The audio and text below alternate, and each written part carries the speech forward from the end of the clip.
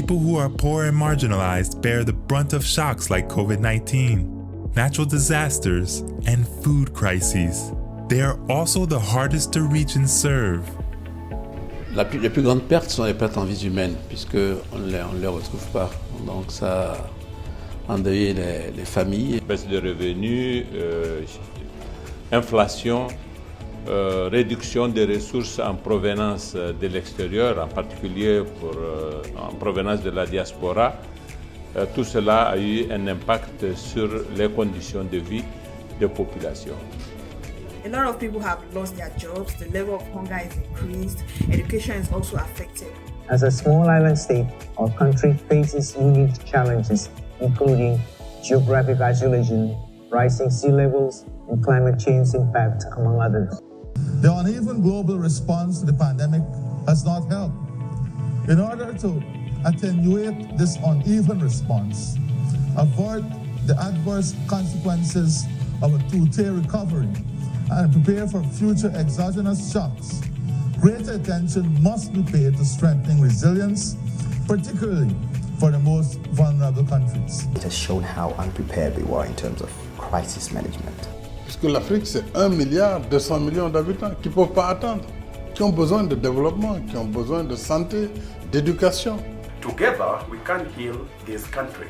Remember, even the darkest nights will end and the sun will shine again. As we go through this pandemic, I want us to always remember that to win, we need to depend on each other and help each other. Thank you.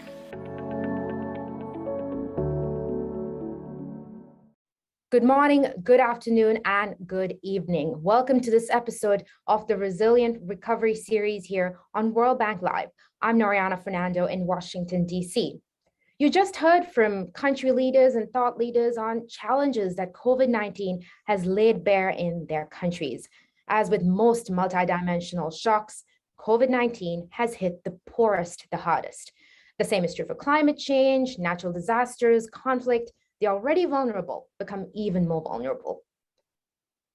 Now, we are 2 years into the pandemic, and we are continuing to see these deeply unfair trends. In fact, an additional 55 to 63 million people in the poorest countries are estimated to have been pushed into extreme poverty because of COVID-19. So action is urgent, targeted, timely solutions are imperative. And fortunately, we have change makers around the world making these solutions happen. I am pleased to welcome some of these change makers to our panel today, and we are going to be laser focused on the solutions. Joining us from Kathmandu is Madhu Marasini, Secretary to the Ministry of Finance in Nepal. Joining us from Accra, Ghana is Mavis Owusu-Gyamfi, Executive Vice President of the African Center for Economic Transformation. Coming to us from Sanaa is Hind Ali, Manager of Monitoring and Evaluation at the Yemen Social Fund for Development. And finally, from Washington, D.C., we have Sam Maimbo, Director for Resource Mobilization at IDA, which is the World Bank's fund for the poorest countries. Thank you all very much for taking the time to be here. And Sam, let's start with you. We just heard from all these leaders and young people speaking about the things that keep them up at night. What is your message to them? Are there reasons to be hopeful? Well, first and foremost, I would say to them, anybody who's awake at night out of worry is not alone, because the last couple of years have been tough on everyone, but especially so for those people who work in the informal sector. They have no safety net. Even more so, those who have lost a loved one to COVID-19 or have had to stop work in order to watch over their children who are out of school. That small business owner who has had to close her shop because she can't make ends meet. So as we start this discussion, let me strongly validate the voices that we've heard. We're standing at a critical crossroads when it comes to dealing with a crisis that has certainly and fair consequences on a variety of people.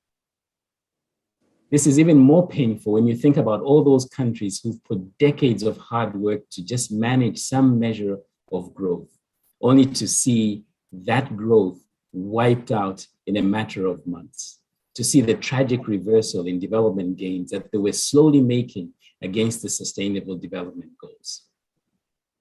And yet, and even further, and perhaps even more personal for many of us, is the fact that the lag in COVID-19 vaccinations and the failure to achieve economic recovery. There has been significant setbacks regarding human capital development, food security, and all of this taking place in an environment of mounting debt vulnerabilities. This is sadly the case in sub-Saharan Africa, which I'm proud to call home. There are so many countries today that are dealing with crises that are being compounded by COVID-19. Look, I will get to answer your question, because yes, there is hope. There are resources out there, there's solutions that we know have worked. And IDA is a source for both of these things. IDA, as the World Bank's fund for the poorest, has acted quickly, has mobilized an unprecedented amount of financing. To date, we have invested as much as 56 billion since the beginning of the crisis. This has been used to support vaccines and the immediate health emergency. But equally importantly, it has been used to cushion the poorest through targeted cash transfers, to protect human capital and education, to support jobs and MSMEs, and provide tailored solutions for people facing conflict, and certainly much, much more. We are seeing each day the impact that the World Bank is having in saving lives and protecting livelihoods. And in the midst of all of these challenges, what certainly keeps me going are the stories that I hear from the field, from my colleagues who work in country alongside government officials and civil society and many others trying to do the best that they can. So if I think about Bushra from Pakistan, who is able to continue her schooling from home because of the teleschool initiative, or Wasila from Yemen, who was offered temporary employment, allowing her to feed her aging parents and grandmother. There are many good stories out there. Olga from Cote d'Ivoire, for example, was initially hesitant, as many people were in the beginning, about using a vaccine at first, but has subsequently learned through an awareness campaign, managed to get the value of vaccination and get herself and her entire family vaccinated. All of these are real stories that remind us that even in the midst of this crisis, there is hope, and we need to charge ahead with confidence towards a resilient recovery. Back to you, Noreyana.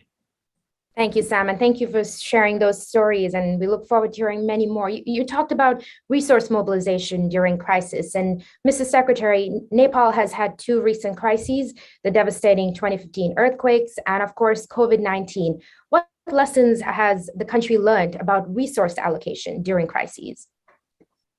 Oh, thank you very much, Noreyana, and good morning, good afternoon, everybody. Hello from Kathmandu, from the Mount Everest. So, well, yeah, as you know that we have been through this very much difficult and critical times recently.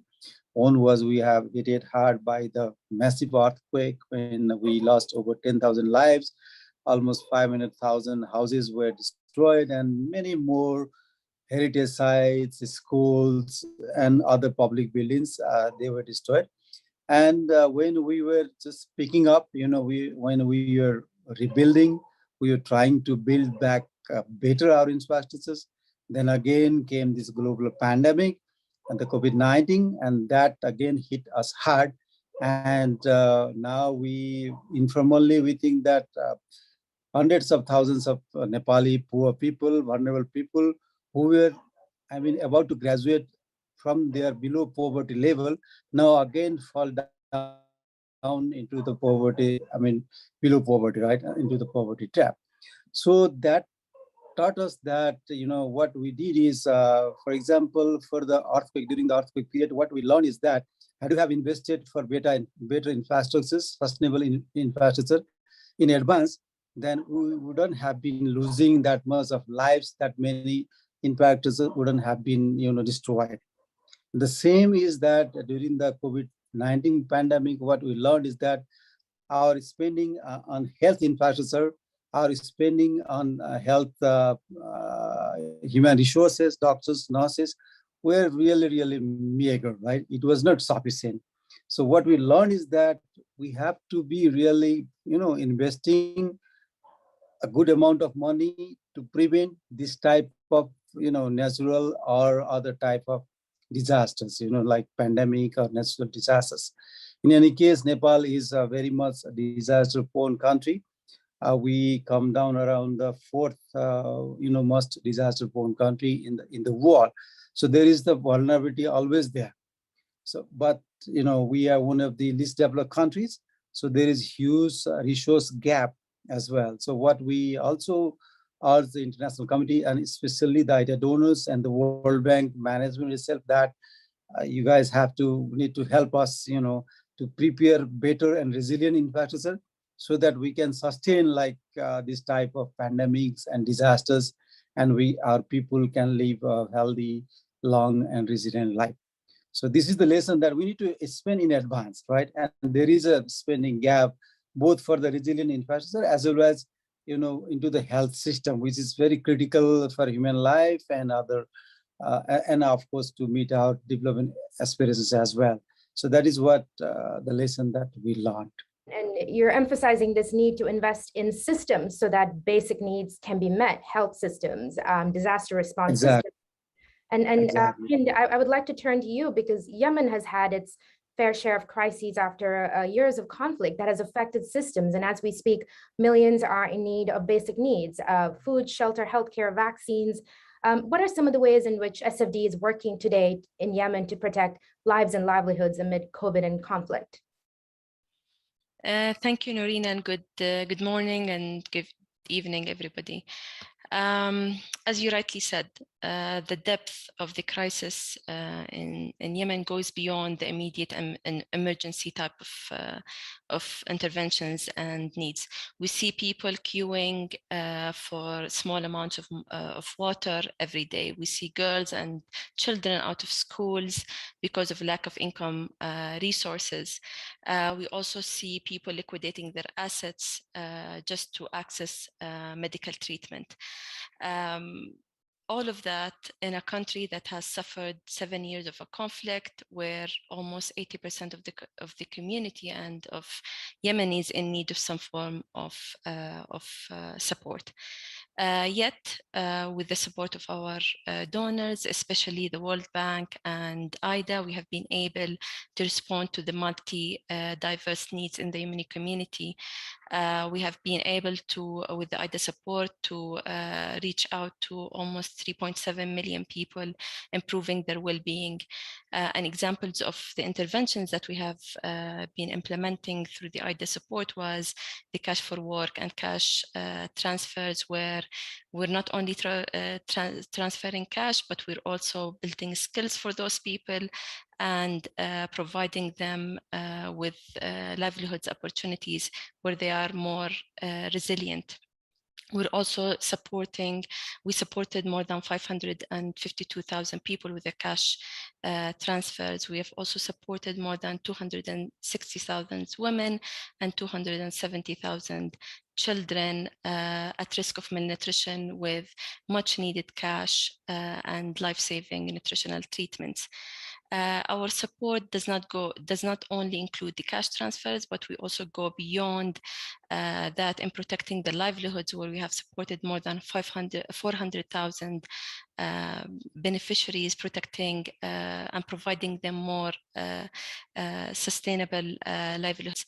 So this kind of support is not just such interventions do not only provide the immediate and emergency type of support, but they offer a long-term buffer from shocks, including that of COVID-19.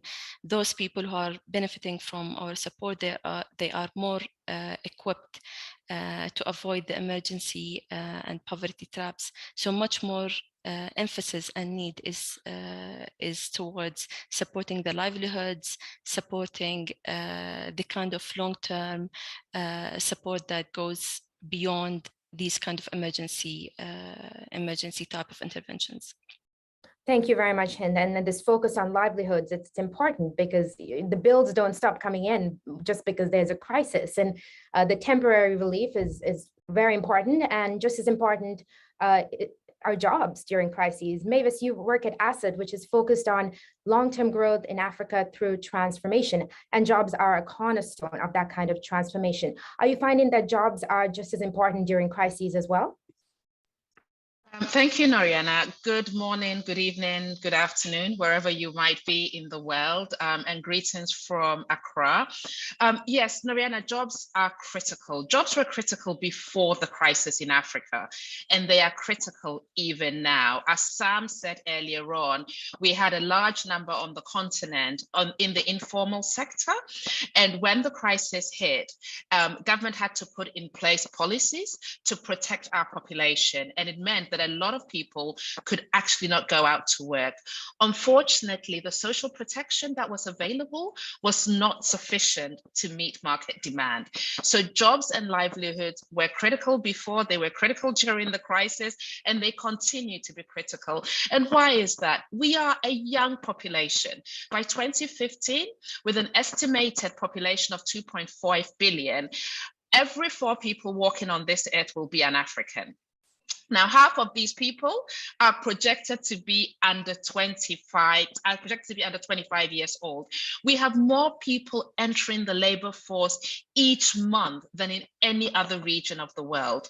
So we currently need to create at least 1 million decent jobs each month to be able to absorb those entrants into the world, into the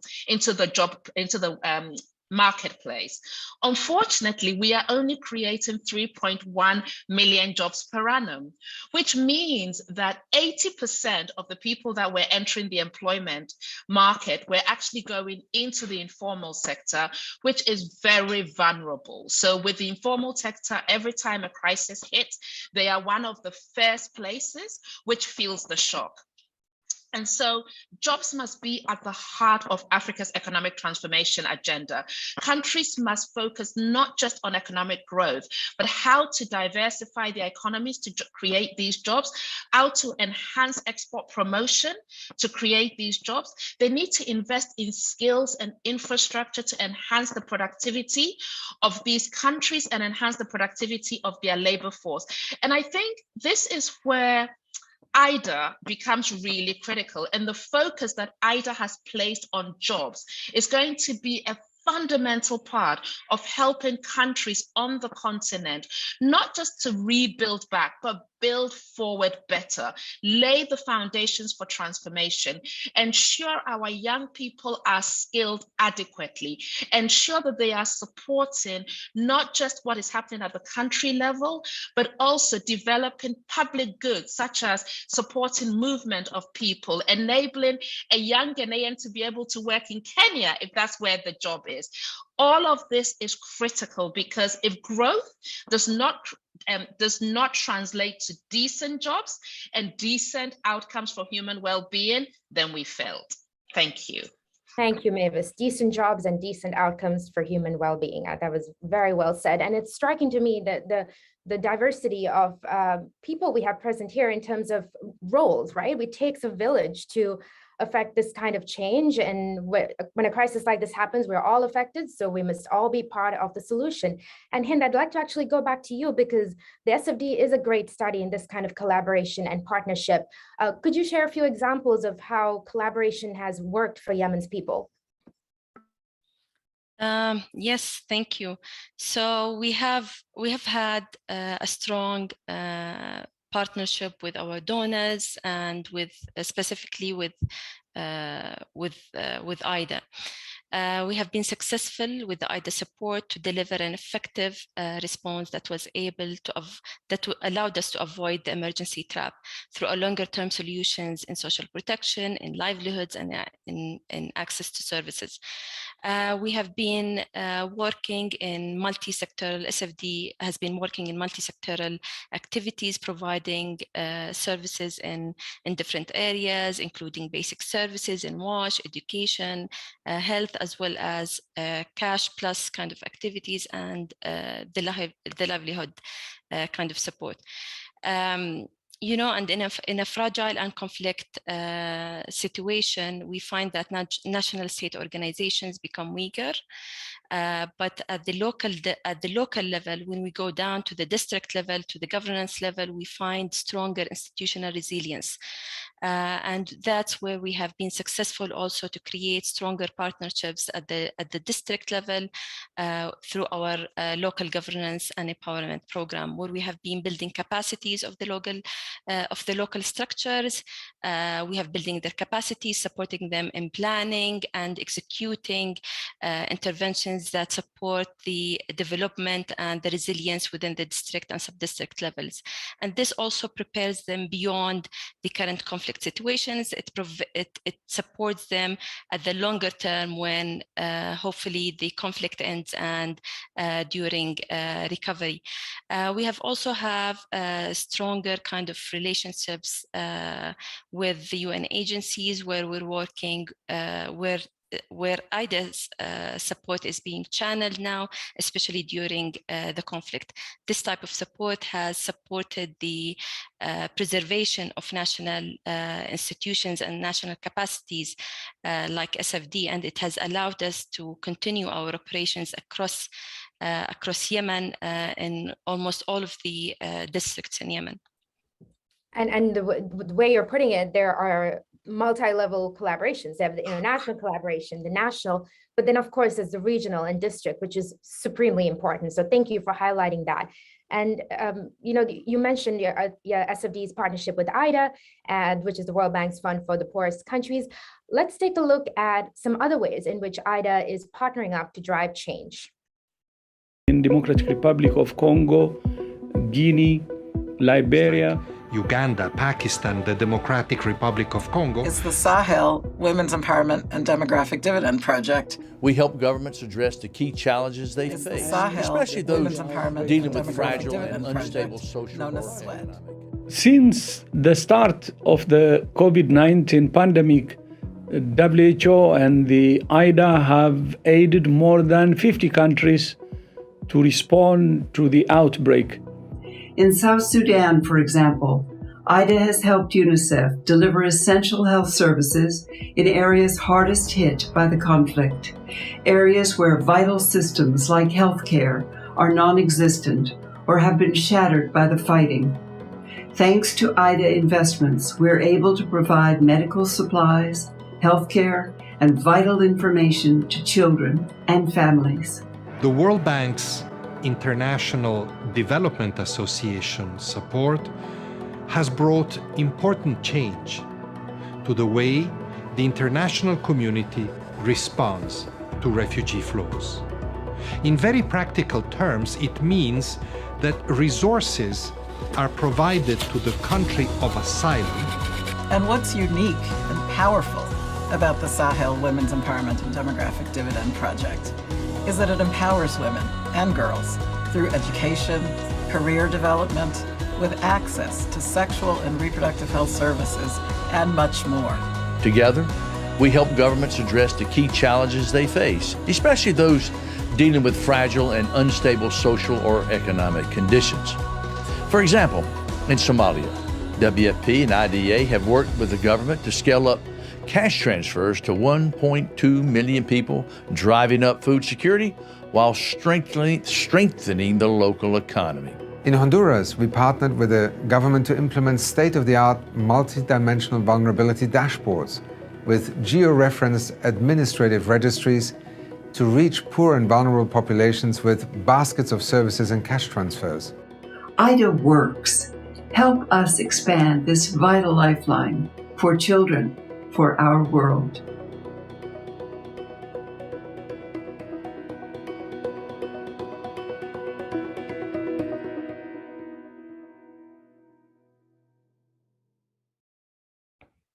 Well, those were some powerful examples of projects that are driving real change in countries. And these leaders alluded to this concept of people who are doubly vulnerable: women, children, refugees, people with disabilities. Mavis, I'd like to come to you and ask, how do we ensure that any solutions we have during crisis are inclusive amid the turbulence, or should we say, especially amid the turbulence? Thank you, Noreyana. And listening to colleagues on the video, I really felt the pain of how vulnerable people are affected. You know, we talk about COVID-19, you know, pushing up to 40 million people into extreme poverty.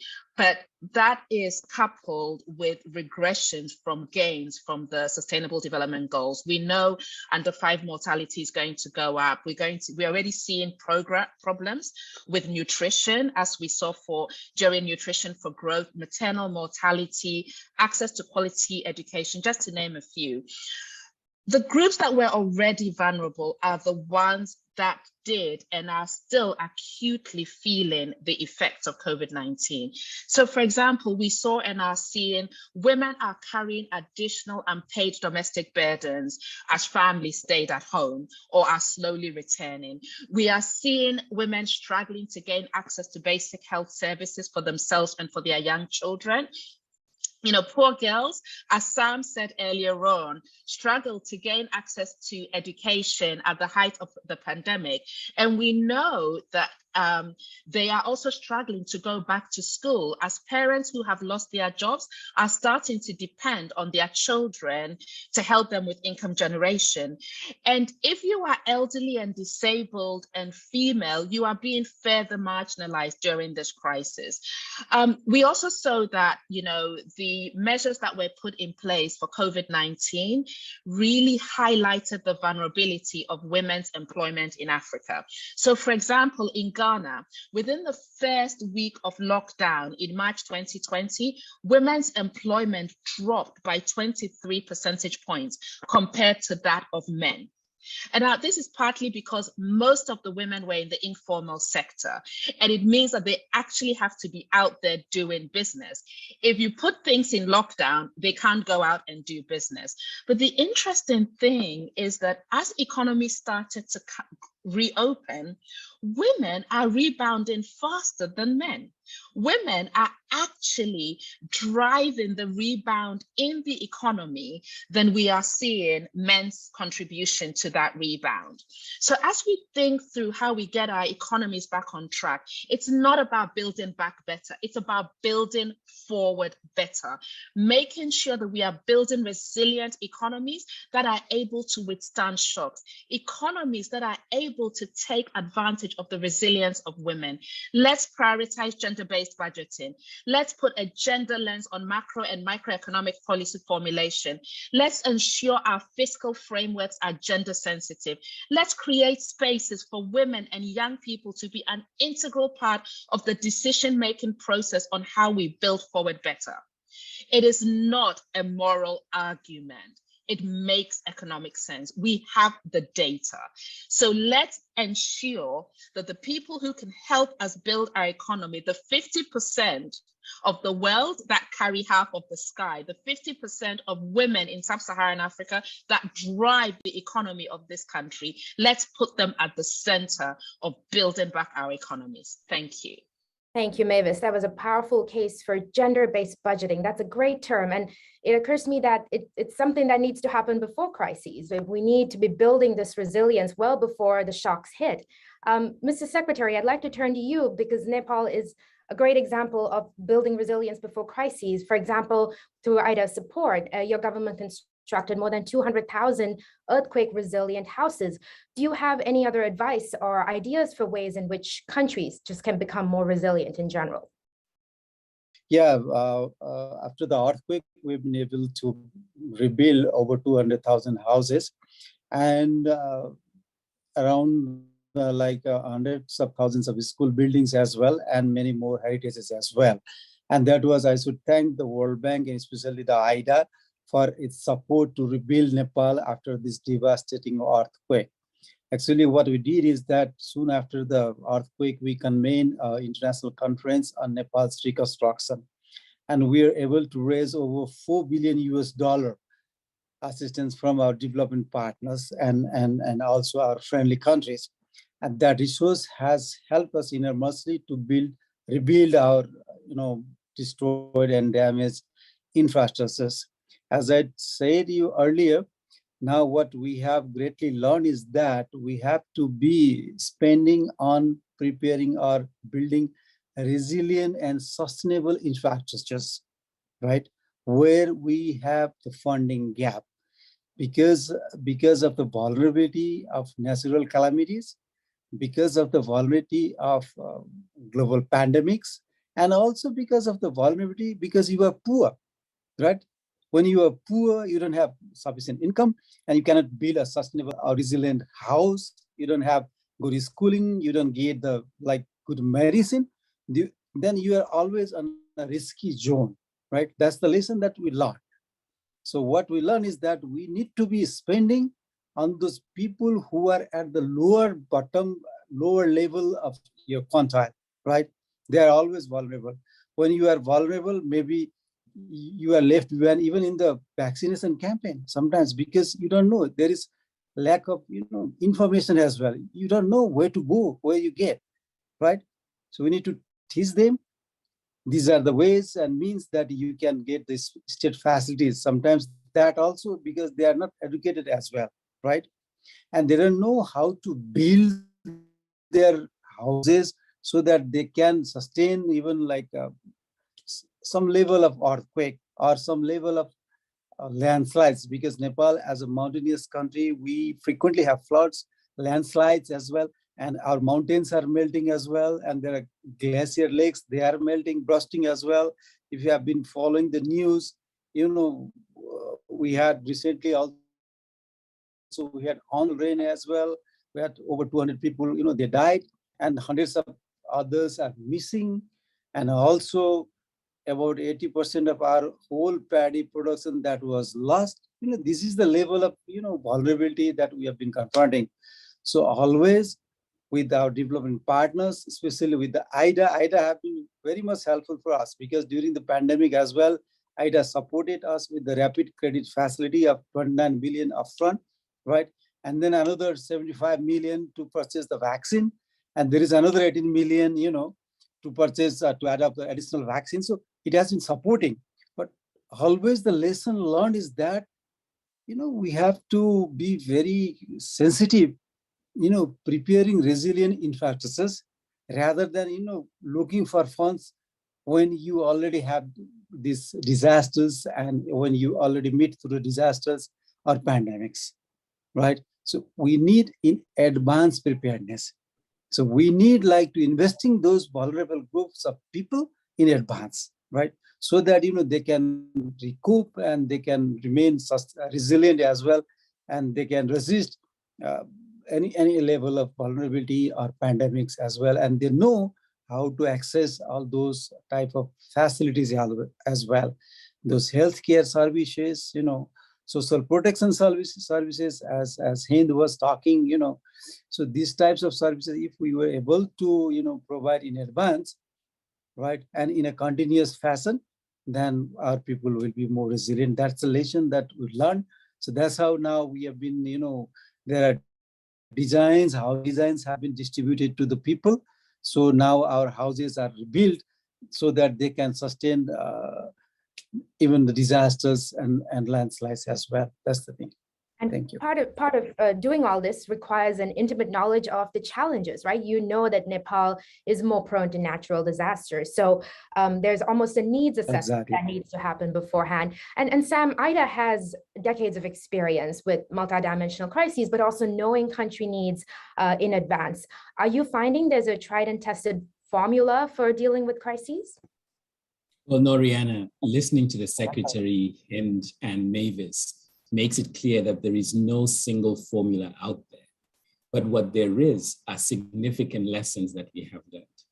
And I have to say, before I speak about the lessons that IDA has learned, listening to all three also reminds me, first, that the world wasn't in a particularly great place when COVID hit us. We were still struggling to create enough jobs for young people who are coming into the job market on the African continent. And secondly, that even as we focus on COVID, none of the other man-made and natural disasters have gone on vacation. We're still facing natural disasters, we're still dealing with conflict, and all of these things imply that we have to draw on the lessons that we have learned on crisis preparedness and coordinating our response efforts in order for us to succeed. So if I look back at IDA and what we've done and what we've learned, I think the most significant thing is learning to work with partners. In order for us to meet the urgent needs that we have confronted, whether it's a health crisis like Ebola, food shortages brought about by desert locusts, or all-encompassing long-term challenges like climate change. And to all of these crises that IDA has worked with partners around the world, let me just focus on 3 key lessons. So the first one you heard just now from the Secretary, it's about preparedness. It's about learning from previous experiences and redesigning our programs to make sure that we are better prepared next time. So for example, in Western Central Africa, when Ebola hit, countries were caught off guard. With IDA financing, we now have a project called Redise, which came into being to reinforce surveillance and response systems. Using time and lessons, the project grew and evolved. So when COVID-19 hit, these countries were certainly better prepared to respond. It's essential that with every crisis, we make adjustments to our programs. And those adjustments really come into effect if we're hearing from people on the ground. We're getting feedback from those who have gone through the crisis, rather than trying to design something from Washington from afar. The second lesson is constant adaptation and innovation. So for example, when COVID-19 hit, IDA stakeholders took the extraordinary decision to front load our resources that are usually divided over a 3-year period into the first year. As much as 43% of our financing was loaded into the first year of IDA 19. Now, this is essential because if you react quickly, your recovery costs are significantly lower. But the innovation doesn't stop there. The innovation is something that IDA has carried through for years. In 2018, for example, IDA realized that donor contributions alone were not going to be enough to respond to the pace and impact that the number of crises around the world were having. So we entered the capital markets, and IDA has been issuing debt to complement its donor contributions.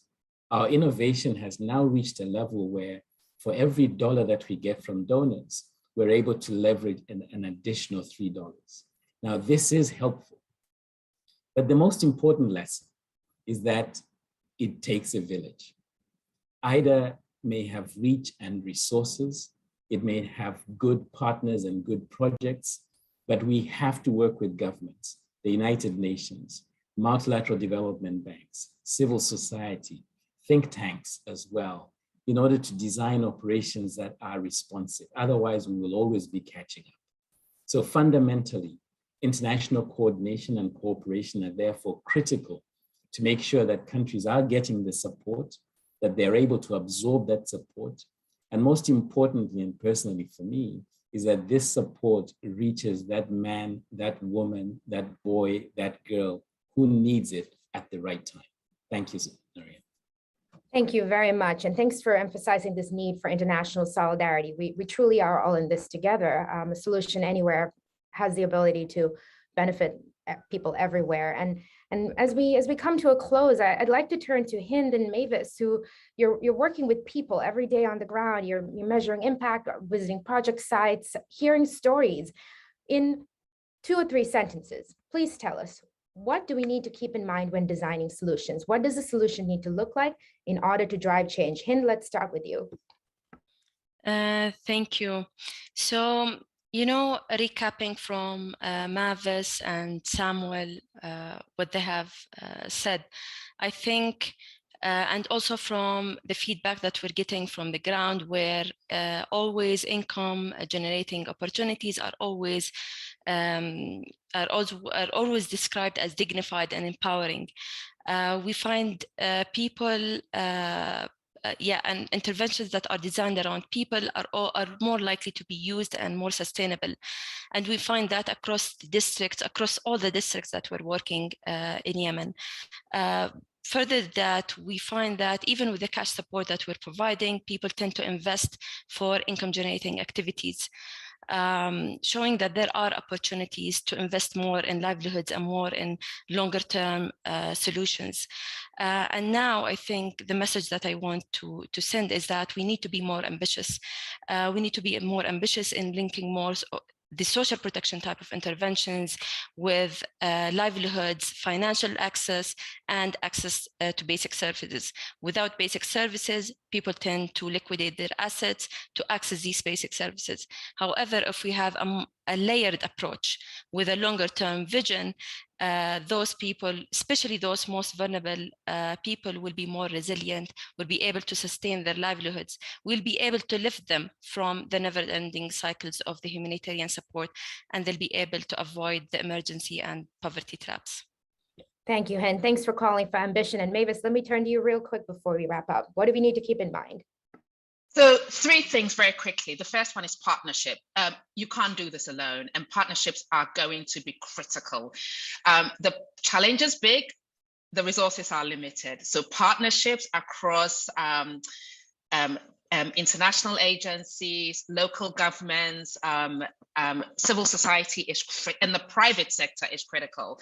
The second thing is take a risk. We just don't know what the future job will be. I'm always struck by a young gentleman who told me, when I was at school, I did not know I was going to do this job. It did not exist. So we don't know what the future jobs are. IDA needs to really invest in innovation to help us prepare young people for future jobs.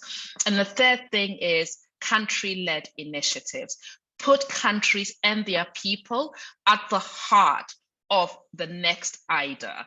Invest in what countries and people need, not some idealistic idea or solution out there. Those would be my 3.